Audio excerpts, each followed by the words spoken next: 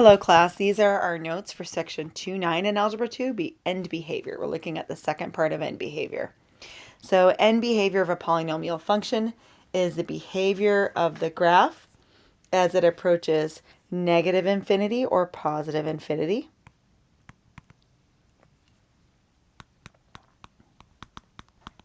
And this really should be as x approaches negative infinity or positive infinity. Now remember, negative infinity is going to be to the left, and positive infinity is going to be to the right.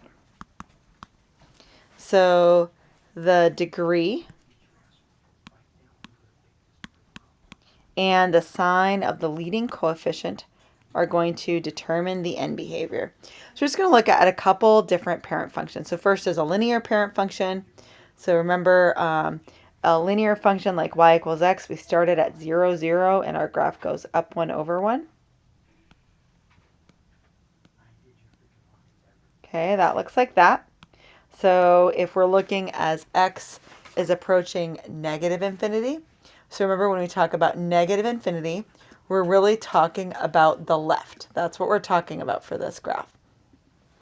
So it's really as x is going to the left, what is our y doing? Well, as x is going to the left, our y is going down. That's going to be negative infinity. As x is going to the right, that's as x approaches positive infinity, so that's the right. F of x is going up, that's going to be positive infinity.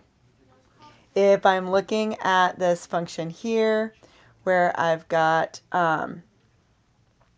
y equals negative x, that means I'm now looking at when my graph goes down instead. So let's go ahead and start it at 0, 0, down 1 over 1. So all I've done is I've changed the sign. And first it says, now what's going on as x approaches negative infinity? Well, that's my arrow that's going to the left. And now my graph is going up. Well, up is going to be a positive infinity. As x approaches infinity, so positive infinity is to the right for x. That's going to be this arrow right here. That's the arrow on the right-hand side. And my y is going down. That's negative infinity. So I guess we should go back up to the top. We should fill out the degree part here really quick. So let's see. If I have a linear function, I'm really looking at degree 1. And we also want to mention that this is odd. I think I want to change colors for this. All right, next we're going to look at a quadratic parent function. This is degree 2. So we're looking at an even number degree now. So if we think about y equals x squared, we start at 0, up 1 over 1, up 3 over 1. We've got that beautiful quadratic pattern that we always have. Let's look at the left and the right again. So as x approaches negative infinity, that's to the left. Y is going. Well, here's my left-hand arrow, and my y is going up. That's going to be positive infinity. As x is approaching infinity, that's going to be my arrow on the right. Positive infinity is this way. It's towards the right, so it's my right-hand arrow. My y is going up. That's going to be positive infinity again. Oh, I totally ruined my color coding. I was doing so well with it. Positive infinity. All right, next one. We're looking at a y equals negative x squared. So that graph is going to start at 0, 0, down 1 over 1. We're just taking our quadratic graph. We're flipping it upside down. All right, so as x is approaching negative infinity, that's going to be my arrow on the left. Negative infinity is left. So this arrow right here.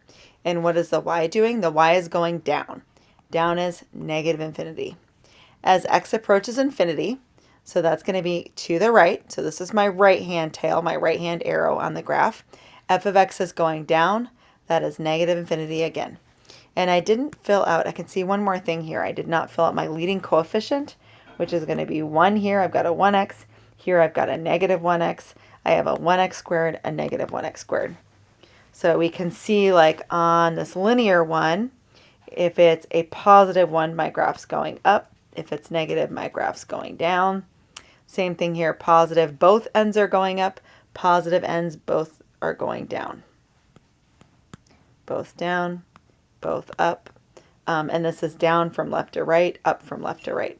So it's just kind of cool to look at those patterns. So this is what we're going to fill out now. So if I have an even degree and I have a positive leading coefficient, my ends of my graph are always going to go up like that quadratic.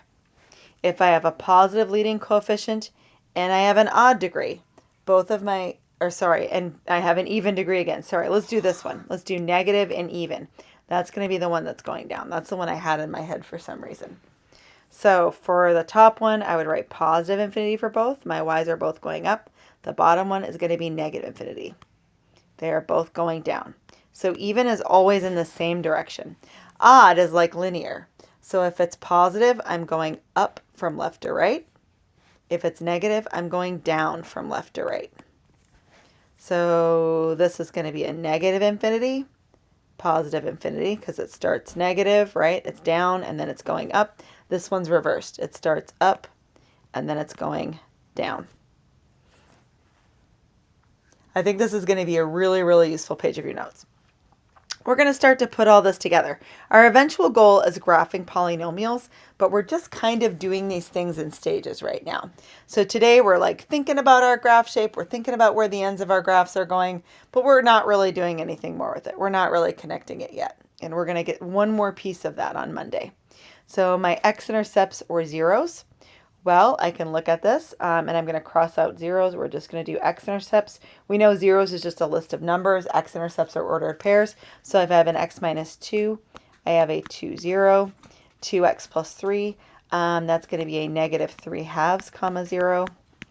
X plus 4 is a negative 4, 0. So we're going to go ahead and plot those.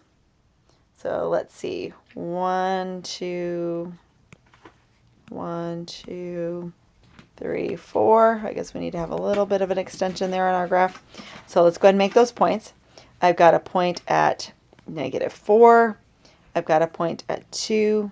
I've got a point at negative 1.5. Those are my points. All right. Now I want to think about what's my y-intercept. Well, the y-intercept we get by taking negative 2 and squaring it, multiplying by the 3, multiplying by the 4. So let's go ahead and write that out.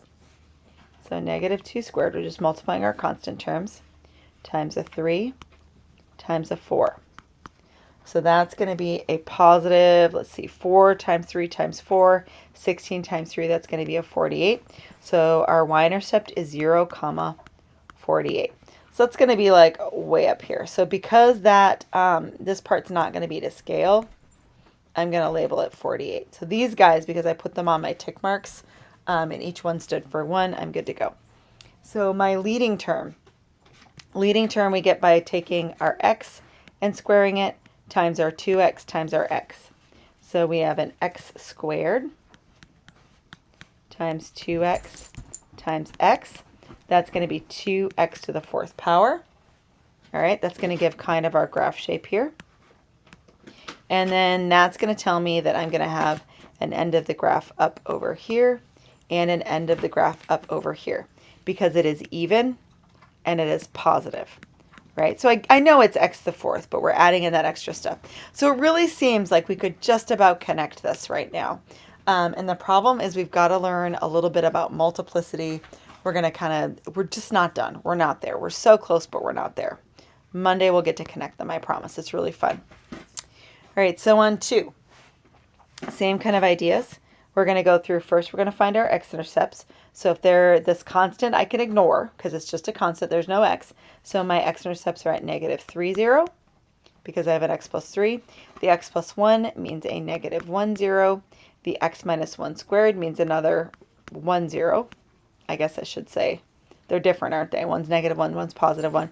And the last one would be 5 halves, comma 0. And remember, 5 halves is 2.5. So let's go ahead and put some numbers on here. So I need 1, 2, 3, 1, 2, 3. So I'm going to make my x-intercepts a negative 3, 0, a negative 1, 0, a 1, 0. 5 halves is 2.5. That's going to go right here. So the y-intercept, that's where I want to multiply the 3 and the 1 and the negative 1 squared and the negative 5. And don't forget about this negative 2. That would multiply in as well. So let's go ahead and multiply all of those. Negative 2 times 3 times 1 times -1 squared times a -5. So let's go ahead and multiply all of those. So 2 times 3 is 6, times 1 is still 6, times 5 is 30. But now I've got to think about the signs. So this squared is going to be a positive, and then these two negatives will be another positive, so it's going to be a positive 30. So I'm going to put my y-intercept up here at positive 30. All right. So I've got a y-intercept at 0, 30. Got my x-intercepts. Now I want to think about leading term. So leading term is going to be the x times the x times the x squared times the 2x.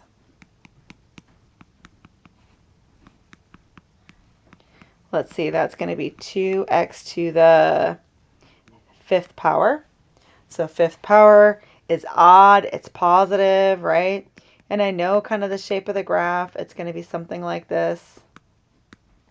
So I can put one end of my graph down here, one end of my graph up here, and we're just not connecting it yet. You have no idea how much this is driving me crazy. Oh, wait, is it odd and positive? I have a note here that I have a negative, and I'm not sure why. What did I miss? Oh, I missed my coefficient. So this is going to be a -2. So this is going to be a -4x squared.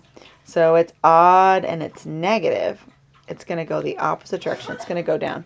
It's a good thing I took some notes to have in front of me. So that means it's going to go like this instead. So it's going to start up here and it's going to end down on the right. So if it is negative, it's going down from left to right for odd functions. So end behavior on this one. Let's see. As we're going to the left, y is going up. That's positive infinity.